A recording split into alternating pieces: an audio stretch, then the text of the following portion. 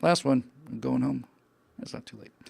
Dave Olson, our friend Dave Olson is back. He says, so Elon Musk is sending a mission to the moon. You're damn right he is.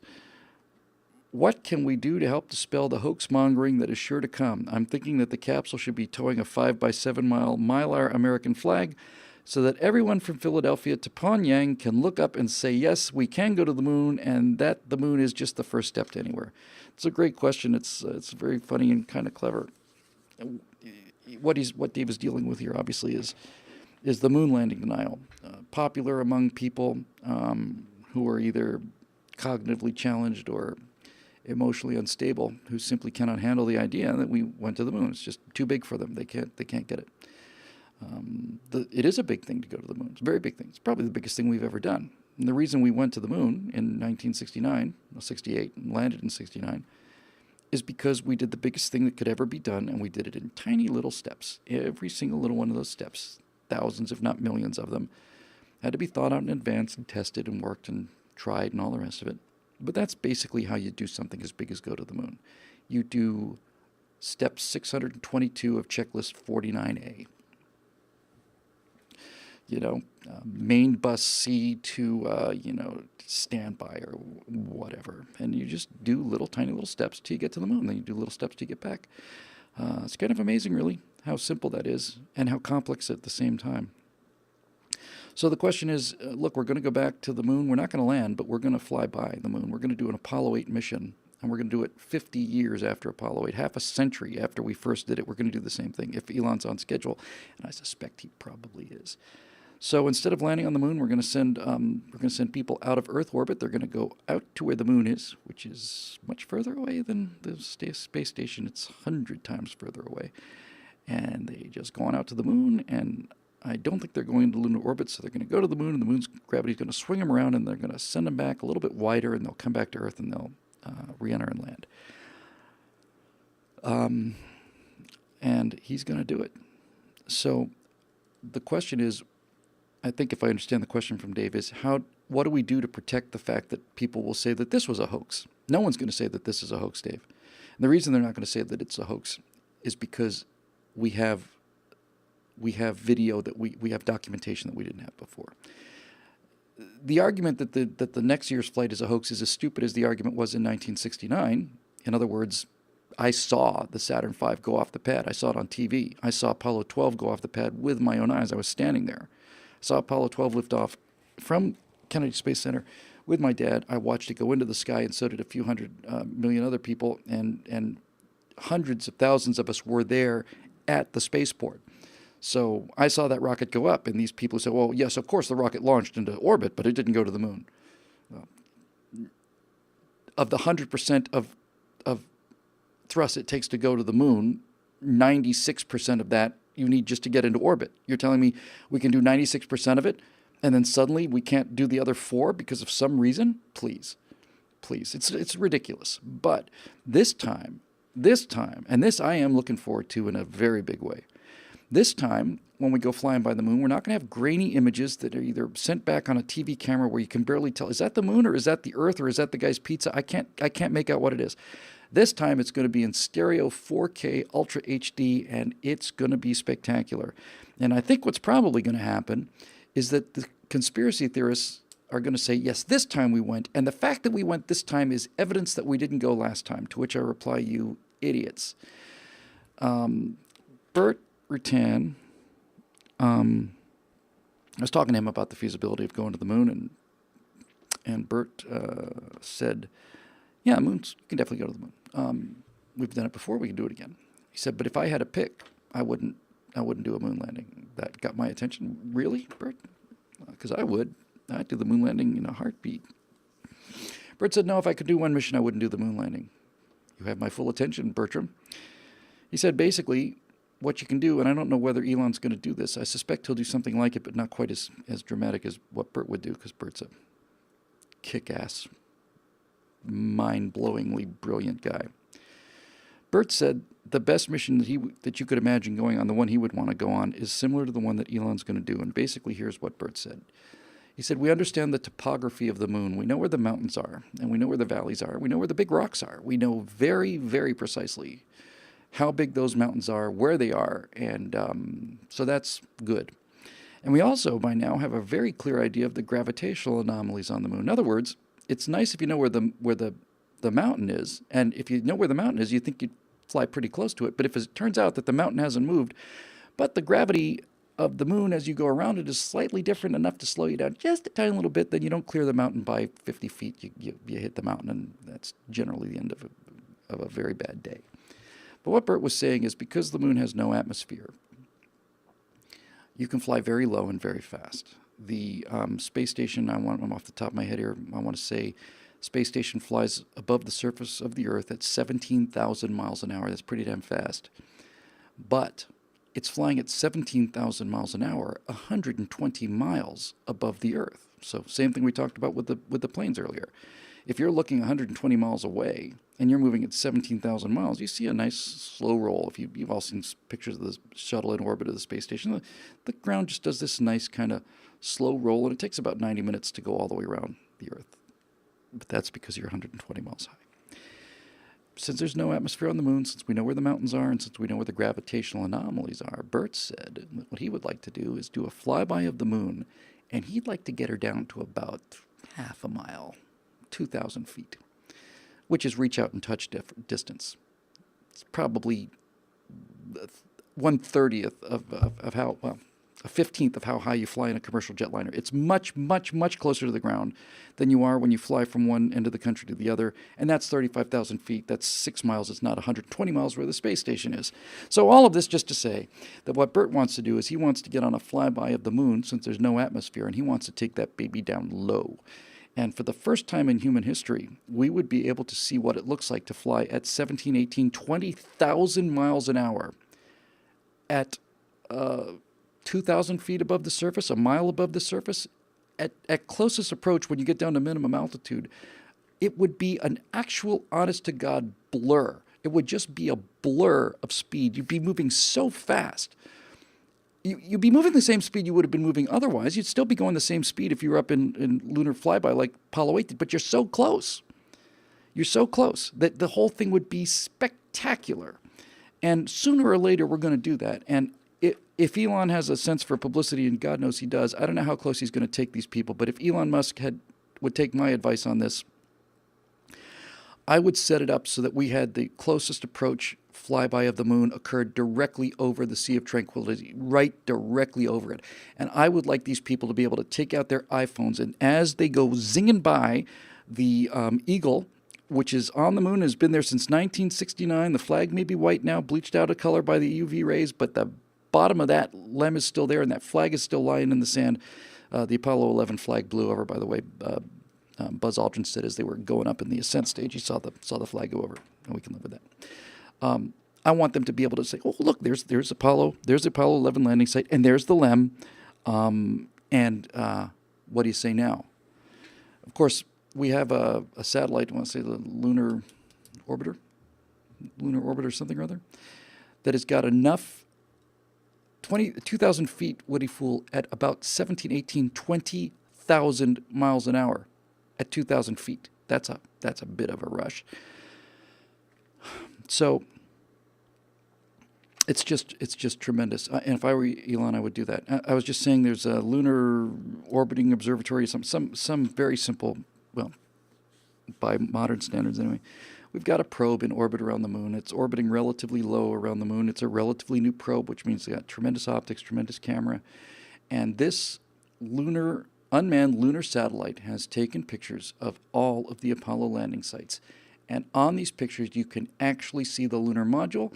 You can see the 4-point legs very clearly. As a matter of fact, you can see the tracks of where the where the rover went on Apollo 11. You can see just the tiny little dark tracks where the footprints were, and they only went very short distance away. By the time you get to Apollo 15, they got the rover. 15, 16, 17, these little strings of dark tire tracks are visible there. You can see it. There's the lunar reflector. There's the laser reflector that we put up. Here's the seismologer. You can just a little bright thing. You can see it there. By the way, lunar landing conspiracy folks, does it ever bother you to think about the fact that one of the things that they put on the moon first when they got off on all of the missions 11, 12, 13 didn't get there, 14, 15, 16, and 17, every single one of those 6 Apollo missions got out there, and the first thing they do is they put a big hunk of machinery on the surface of the moon, and it's a laser reflector. And it's designed in such a way, it's an optics designed in such a way that almost no matter what angle a laser beam hits it, it will bounce it right back to it. Do any of you out there who denied that the moon landings took place, are you slightly bothered by the fact that if you shine a laser beam at the 6 places where we claim to have landed, a laser beam comes bouncing back right at exactly precisely the place we said it would? Don't you find that just a bit odd? Are you telling me that we sent a bunch of men up into space and they circled around the Earth and the Russians had them on radar, but they didn't want to say anything about it because God knows the Soviets were totally behind the American space program, and if we can keep a secret, surely they can. No, we are still in Earth orbit, apparently. The Russians are going to play along with this thing because they love America so much. And meanwhile, we send an unmanned probe to land on the moon right exactly where we said it would, set up a lunar reflector, and then do that. Honestly, LRO, thank you. Lunar Reconnaissance Orbiter. Thanks, Dave Big Booty, or Big Booty. Really? Don't you find that a bit suspicious? Shoot a laser beam across the moon. Nothing. We're shooting. The moon's as dark as black asphalt, by the way. I don't know. Most people don't know that, but it's damn near black. Just appears bright at night because there's nothing else up there. And you're shooting this laser beam across the moon, nothing. And then when you put it right over where Apollo 11 should be, ding. You fly it across the moon, and circle, spiral, right across where Apollo 12 should be, bing. And Apollo 14, bing. And 15, bing. And 16, bing. And 17, bing. Little laser light comes back right where it's supposed to be. How do you figure they did that? I'm sure you've got an explanation. I cannot end a story about the moon landing without saying what was, I thought, the most wonderful thing. I'll get to the wonderful thing. A lot of people say that the moon landing didn't occur and it was done in a soundstage. Okay, let's just say that's true. And they say the angle of the shadow here is different than the angle of the shadow there, to which I reply, yes, that will often happen with a fisheye lens. In any event, they claim that the moon landing happened in a studio. And it's much clearer on the last 3 missions with the rover, 15, 16, and 17. You look at the missions, the footage from Apollo 15, 16, or 17, you'll see it very clearly, but you'll see it on every mission, including Apollo 11. What you'll see is, you'll see these guys floating around at gravity's 1/6 of the moon, and they say, well, we used it on wires or we slowed him down or something. Okay, it's all silly anyway, but here's where you're about to get stuck. The photographic evidence that we absolutely went to the moon is very simple, although it's subtle. And it's in virtually every shot, although you got to know what to look for. Next time you look at the astronauts on the moon, the Apollo astronauts on the moon, look at their feet. Look at their feet. Because they're treading on a surface that is extremely fine dust. And whenever you walk into a room, if you imagine a room that's filled with pillows and the pillows are filled with chalk, like from a chalkboard, if you put your feet down, every time you put your foot down on a dusty surface, it goes poof, poof, poof, poof, poof, and it leaves little puffs of dust all around your feet. The dust goes into the air and it just makes a little cloud. But if you look at what they did on the moon, you do not see little puffs of dust. And the reason you don't see little puffs of dust is because it's a perfect vacuum. So dust on the moon behaves like water. When you look at the rover, again, it's clearer on the rover, but you can see it on everybody's feet. You look at the rover, and you'll see the rover is throwing up dust, and it looks like it's spraying water. There is not water. There's no water on the moon. What it's doing is it's spraying dust, and the dust isn't behaving like dust because the dust particles aren't suspended in an atmosphere.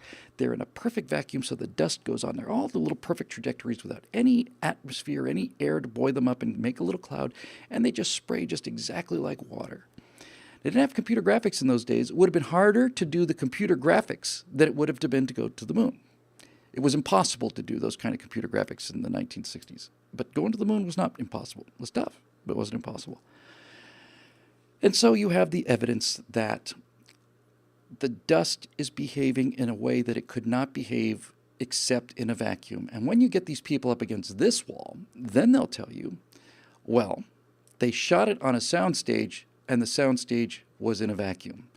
And this is when I heard an engineer say to me, it is by far harder to create even just a regular Hollywood soundstage in a perfect vacuum than it is to go to the moon. It's much easier to go to the moon than to make a building that size into a perfect vacuum. I said, are you serious?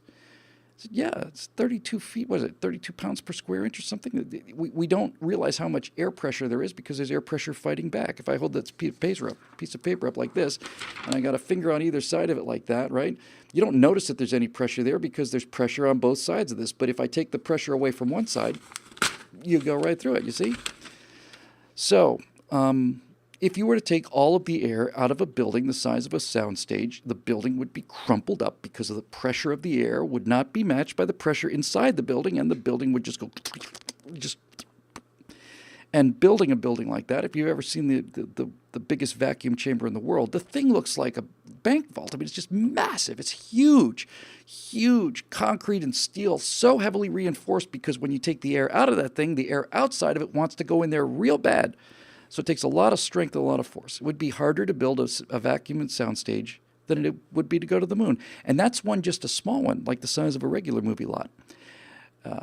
You could have the best background painters you want to. Those guys, even on Apollo 11, went quite some distance. But you're going to have to explain to me how you make a soundstage the size of the 7-8 miles or whatever these rovers went on the later missions. How do you do that? How do you make a soundstage big enough so that we're following this car as it goes bounding over the moon for an hour at 6, 7, 8 miles an hour?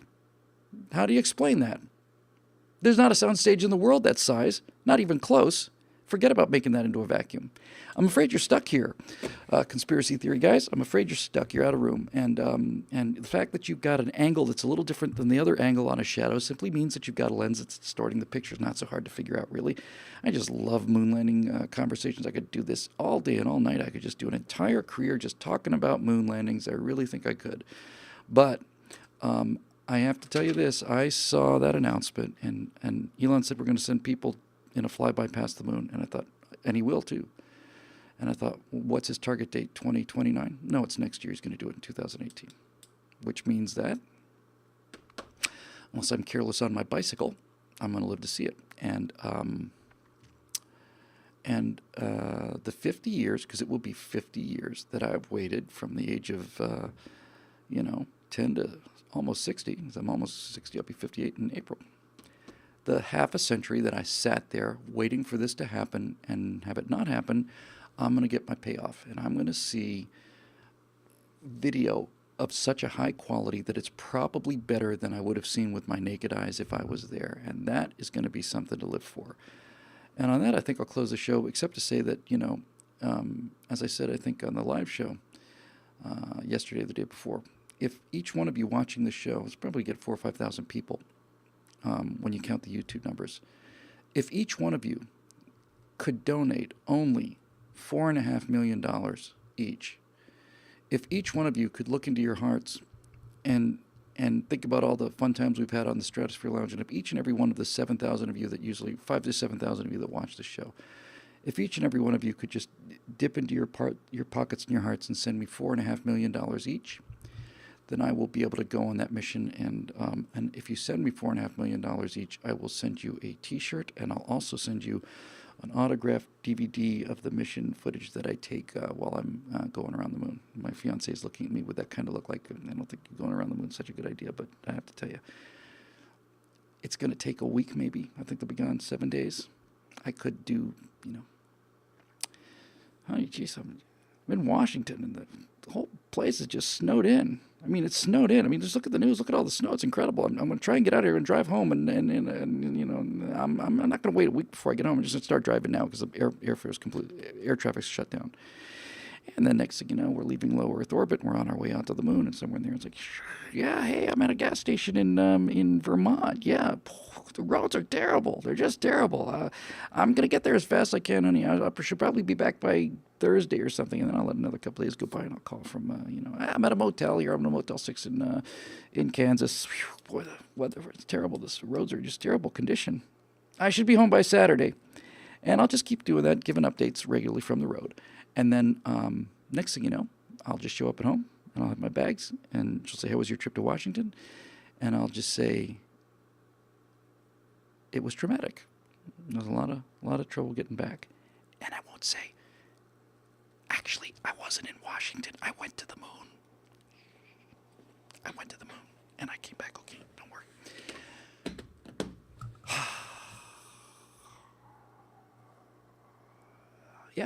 All right, here we go. All right, that was fun.